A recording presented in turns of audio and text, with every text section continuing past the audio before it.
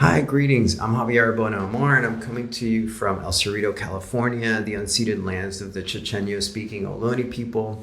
I'm here to speak about Chapter 6, Waterfront, Battlefront, Vallejo's Black Landscapes of Resistance Against Police and Environmental Violence in the Routledge Handbook of Architecture, Urban Space, and Politics, Volume 2.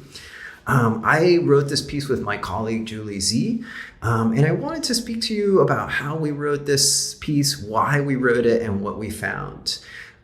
We decided very consciously to just focus on one singular urban case study, the city of Vallejo, that's part of the northern San Francisco Bay Area, so to the north of the city of San Francisco.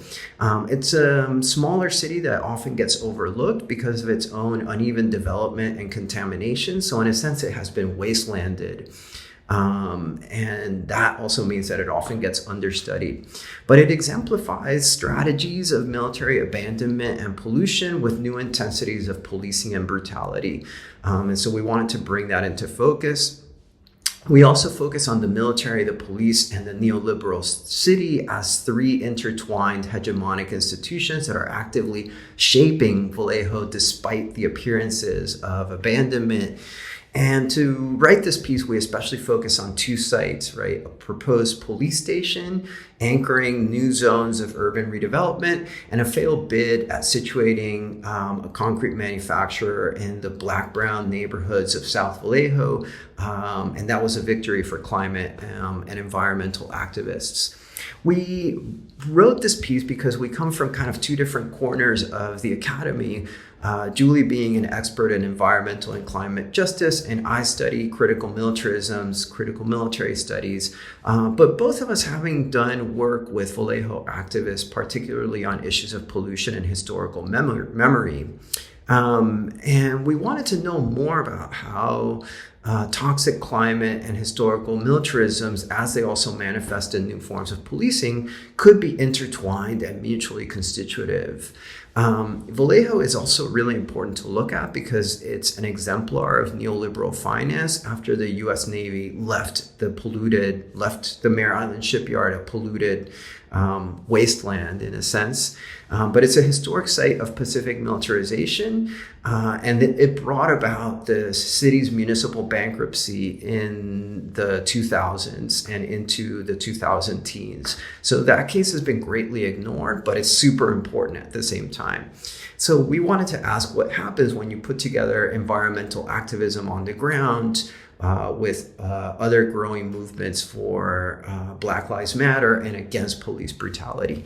And what we found is that the so-called waterfront is, despite the appearances of a well-planned and very determinate kind of urban redevelopment zone, is really a zone of flux that serves as a kind of battlefront that disturbs the notion of war afar and peace at home. And we see this including through ongoing forms of police violence.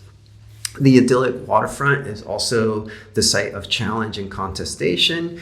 Waterfront zones of Vallejo contain over 50 hazardous sites on the Mare Island side of the water, but also sites on the municipal side of the waterfront that are targeted for policing, as well as areas that have been identified for more polluting industry. And these are also neighborhoods that historically have been scarred by the urban clearance against Blacks in the 1950s and 60s that then concentrate further pollution and population together in parts of South Vallejo.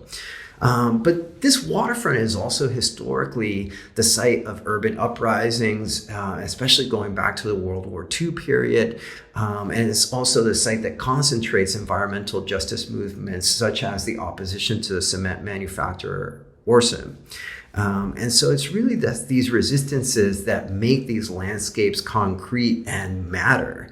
Right? It's activism and resistance that has validated these sites and has given them political prominence. And so it's really what we find in the piece ultimately is that it's activists who have made space and have made through place-based practices like organized walks, landmarking, and historical preservation and reclamation of sites have made these places matter.